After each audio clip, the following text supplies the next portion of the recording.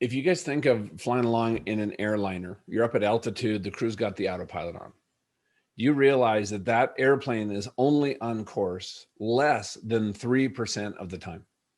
That's it. That's And that's terrifying. because it's constantly being pushed off course by winds, and the engines are turning and people are walking up and down the aisle. It's throwing it out of balance. Our life is the exact same. We are constantly being pushed off of course with relationships, with a pandemic, with economics, with our health. I'm struggling. I had severe COVID. I'm tied to an oxygen machine right now. It's kind of interesting time in my life. But that autopilot needs three things.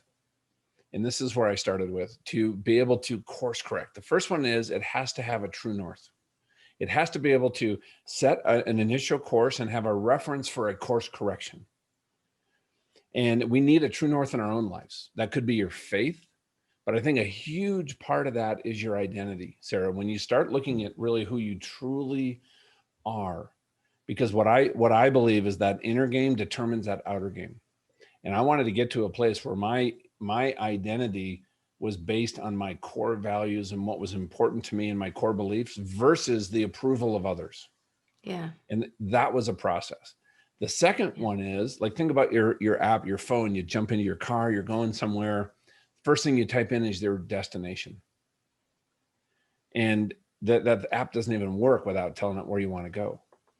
And how often in our lives, I know for me, do we have a worthwhile dream or goal that we are pursuing with a passion? When I was pursuing my Navy wings, those wings of gold, when I was building my first company, I couldn't wait to get up in the morning and put in the work, even though a lot of it was difficult and hard and I didn't Yeah. enjoy it, but I knew it was going to get me this great outcome.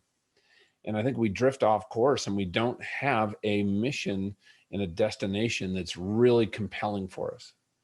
And then the other Yeah. one, like you said, is our present position. You take out that phone and think about the time, like it doesn't know where you're at and you're in a hurry and it takes you the wrong way down the street. And then you got to reroute and it adds like 8 minutes to your route and you're like Yep. all annoyed.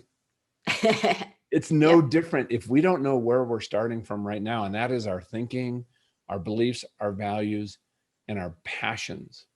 And I think I think it's a process. I think, but the best place to start, I think, I really do, is starting and assessing and understanding your core values, not the values you think you should have,